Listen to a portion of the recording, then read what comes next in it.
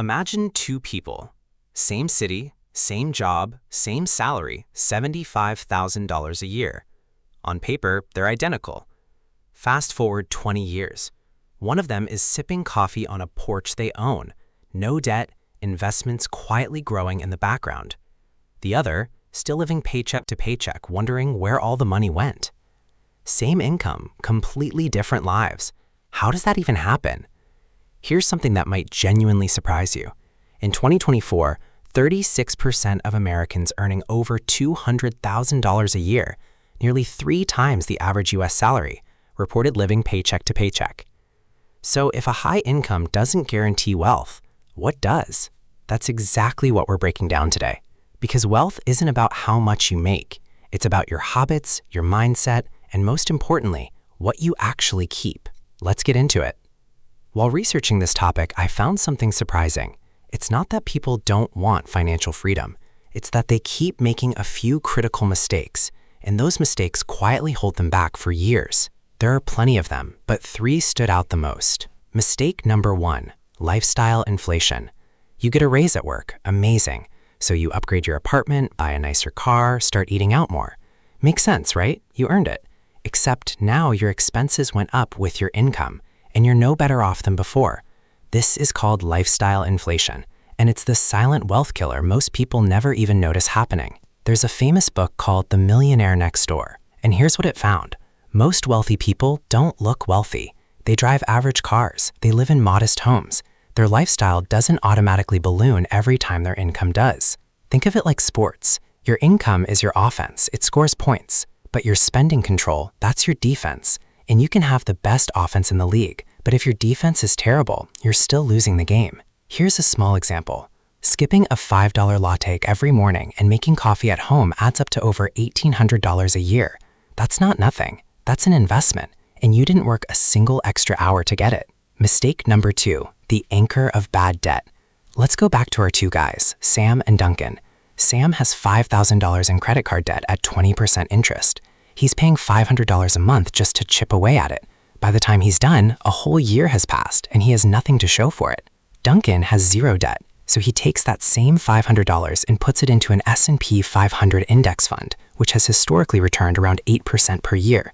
After 1 year, Duncan has $6,000. But here's where it gets really interesting. Thanks to compounding, where your money earns returns on top of returns, 30 years later, that $6,000 has grown into over $60,000.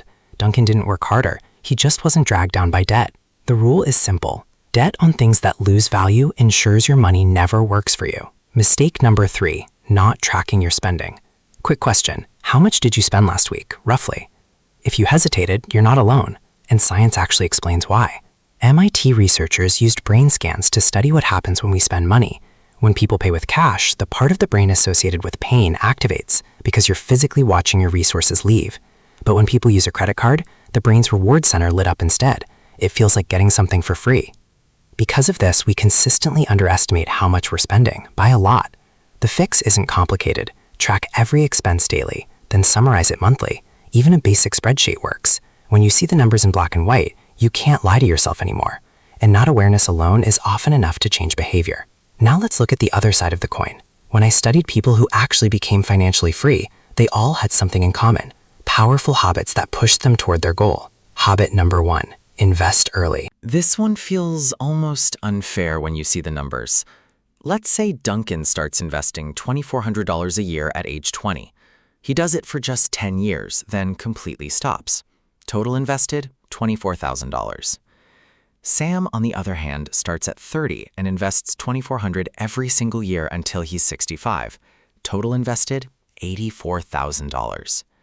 Who ends up with more money at retirement? Surprisingly, it's Duncan, despite putting in $60,000 less. Because Duncan's money had a 10-year head start, and that head start is worth more than 3.5 decades of Sam's contributions. The message is almost annoyingly simple. Start now, even small amounts. Time is the one ingredient you can never get back. Habit number 2, pay yourself first. Have you ever noticed no matter how much you earn, your bank balance somehow always hovers around the same number? That's because most people spend whatever's there. It's just human nature. The fix is a strategy called paying yourself first. The moment your paycheck hits your account, before rent, before groceries, before anything, you move a set amount straight into savings or investments. Say you bring home $1,500. You automatically move $250 out. Now you're living on $1,250. You adjust. You figure it out. Do this consistently, and over time, you've built a real financial foundation almost without thinking about it. Habit number 3. Know the difference between assets and liabilities. This one is foundational, so let's make it crystal clear. An asset is something that puts money into your pocket. Stocks, dividend-paying shares, rental properties, a side business. A liability is something that takes money out of your pocket. Car loans, luxury goods bought on credit, anything that costs you month after month. Your goal is simple: accumulate assets and minimize liabilities. And here's the deal breaker to avoid. Paying interest on a car loan means you're paying both the price of the car and a premium on top for something that's actively losing value every single day. That's the opposite of building wealth. Rich people buy assets. People who stay broke buy liabilities and call them assets. Now here's the part most financial videos skip. Two people can know all the same strategies and still end up in completely different places because of how they think about money. The scarcity mindset says, I might run out. Better hold on to everything. Don't take risks. This sounds responsible, but it often leads to hoarding cash in a savings account earning almost nothing, or avoiding every investment out of fear.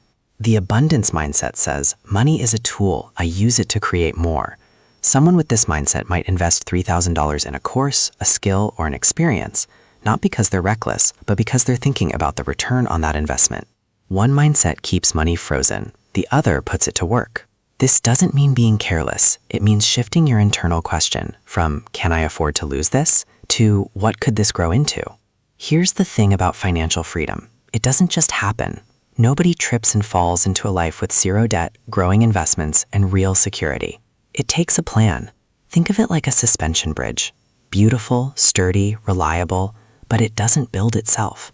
Someone sat down, designed it, and built it piece by piece. Here's your blueprint. Step 1. Kill consumer debt. Start with your highest interest debt and pay it off aggressively. Every dollar you free up from debt payments is a dollar that can start working for you. Step 2. Invest purposefully. Don't wait until you have more money. Automate a contribution to your investments every payday, even if it's small. Remove the decision from the equation. Step 3. Live on less than you earn. This sounds obvious, but it's the rule that separates the two people we started this video with. Not glamorous, completely necessary. Step 4. Write it down. A budget isn't a restriction, it's a roadmap. You cannot manage what you don't measure. Make a plan, write it down, and revisit it every single month. So let's bring it back to where we started. Two people, same income. 20 years later, completely different lives. The difference wasn't luck. It wasn't a secret investment tip. It was habits. Decisions made quietly, consistently over time. The person who ended up financially free didn't earn more. They spent less than they earned, invested early, avoided bad debt, and stayed consistent, even when it wasn't exciting. That's it. No magic. And here's the truth. It doesn't matter if you're 16 or 56. The best time to start was yesterday. The second best time is right now. If this video helped you see money differently, hit the like button. It genuinely helps more people find this content. And if you want to go deeper on building real financial habits, subscribe. We break this stuff down every week in the simplest way possible. See you in the next one.